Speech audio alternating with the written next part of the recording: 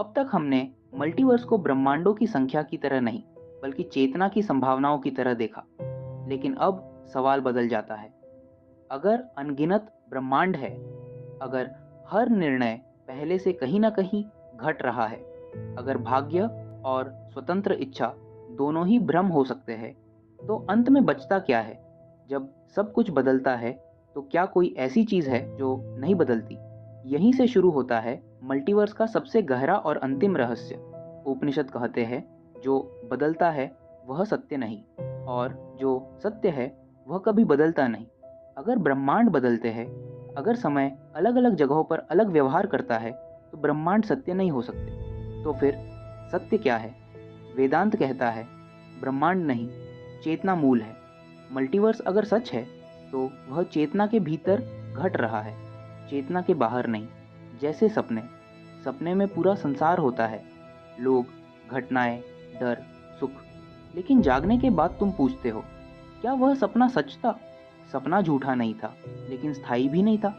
ठीक उसी तरह मल्टीवर्स भी हो सकता है, एक विशाल सपना जिसे चेतना देख रही है। बुद्ध ने कहा, दुनिया दुख है क्योंकि हम उसे वास्तविक मान लेते हैं।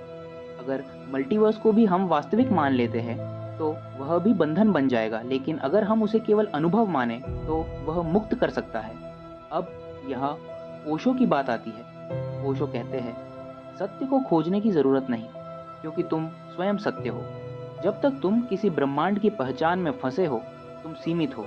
लेकिन जैसे ही तुम साक्षी बनते हो, तुम मल्टीवर्स से भी बाहर हो जाते हो। यानी मुक्ति किसी एक ब्रह्मांड में नहीं, मुक्ति पहचान के समाप्त होने में है।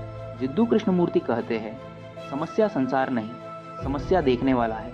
जब देखने वाला बदलता है, तो संसार अपने आप बदल जाता है। अगर मल्टीवर्स है, तो वह समस्या नहीं, समस्या यह है कि हम स्वयं को एक छोटे से मैं में सीमित मानते हैं।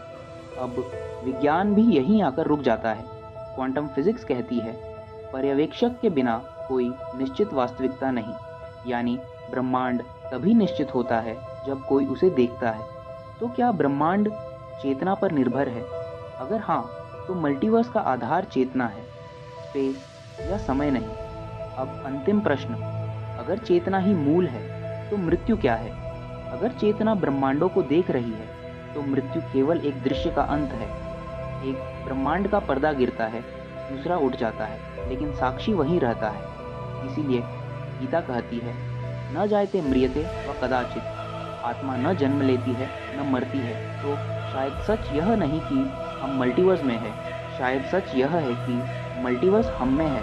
और जब यह समझ आ जाती है, तो सवाल बदल जाता है।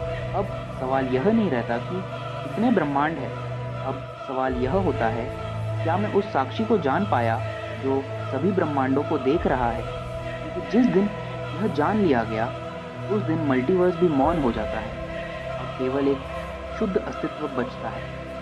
न कोई ब्रह्मांड, न कोई समय, न कोई मैं, केवल होना।